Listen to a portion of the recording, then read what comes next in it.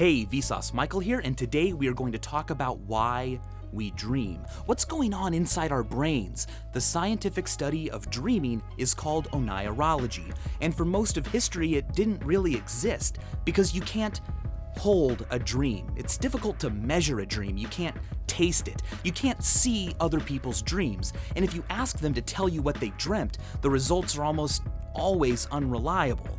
In fact, it's estimated that we forget 95% of the dreams we have, especially within the first 10 minutes of having them. But then, in 1952, something amazing happened. Researchers at the University of Chicago found this. It's a unique type of electrical activity that occurs during a certain stage of a person sleeping. When researchers awoke people during this stage, they almost always reported that they had been dreaming. Also, at the same time, during this stage, people's eyeballs are going crazy, rapidly darting all over the place underneath their eyelids. You can actually see this happening if you watch people sleep, like I usually do. During REM sleep, some pretty bizarre stuff happens. If you look at the electrical activity of a brain that is in REM sleep, it almost exactly mimics the way the brain acts when it's awake. The biggest difference being that the production of chemicals inside the brain, like norepinephrine, serotonin, and histamine, is almost completely blocked. And that causes the muscles to stop moving, which is why you can dream about flying or running around or fighting ninjas, but your body doesn't move. People who have a disorder achieving complete REM atopia move around in their sleep and act out their dreams. They can even get out of bed and sleepwalk. Oh, before we move forward, I should say two things. One is that it's possible to wake up and not be able to move your body because you're still in REM atopia. You're completely conscious and you know that you're awake, but your body is not ready to move. On the flip side, you can also be inside a dream and know that you're dreaming. This phenomenon is known as lucid dreaming, and it's particularly attractive because while I'm in a lucid dream, I can make conscious decisions about what I do. I can go fly to wherever I want, or I can have a tea party with Abraham Lincoln. I'm in control, but achieving a lucid dream is quite elusive. Howcast has a great video, which I've put in the description, that gives some tips and tricks on how to achieve one. Researchers were able to deprive mice of REM sleep by using this. Inverted inside a tub of water, way up to the tippy top, meaning that the mouse was only able to sit right on top of this little tiny surface. When that happens, the mouse can still fall into non-REM sleep, but as soon as they reach REM sleep and their muscles relax, they fall off the platform into the water, waking up. What they found was that when mice are not allowed to achieve REM sleep, they have an incredible amount of trouble remembering things. This happens in humans too. If you have people remember word pairs and then you don't allow them to sleep, the next day their memory for that stuff is incredibly terrible. But memory and REM does not stop there.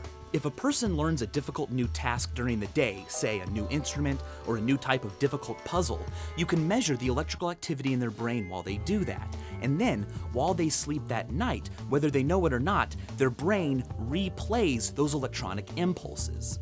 Many popular theories about why we dream are variations on the idea that while we sleep, the unconscious part of our brain is busy organizing memories and strengthening connections from the day before that we need in the future while getting rid of the junk that would otherwise clog the brain.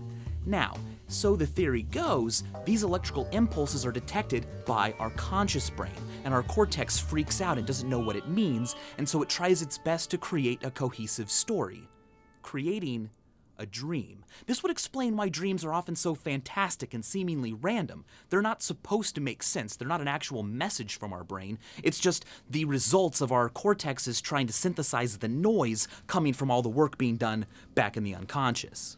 Under this way of thinking, dreams are an epiphenomenon. They're not a primary process that has a purpose. Instead, they're the accidental result of a more important process going on behind the conscious brain.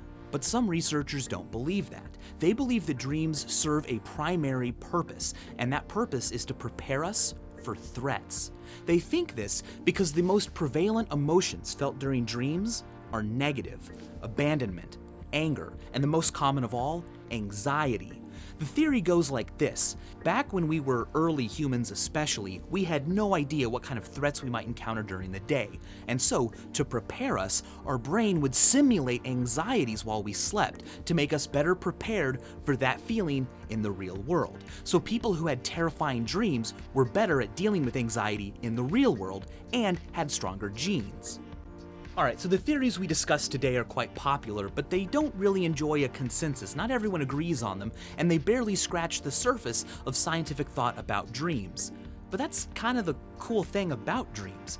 Think of it like this. Here is the Eagle Nebula, a giant structure in outer space 6,500 light years away.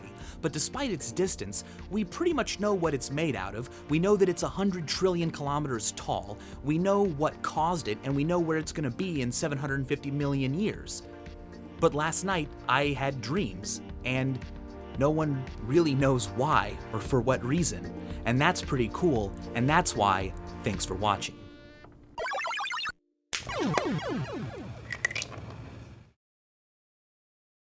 If you want to learn more about the world, I highly recommend Smarter Every Day. It's a show here on YouTube by a guy named Destin, who I've met. He's awesome. I've learned a lot from him. He's the guy who did the chicken thing from the lean back. He's also studied what causes poop splash, slow motion water balloons, and has a lot of guns and explosions. What more could you ask for? So do me a favor and go check it out and subscribe if you like it. And if you haven't seen it yet, go check out What's review of my beard. I've got that in the description. And as always, thanks for watching.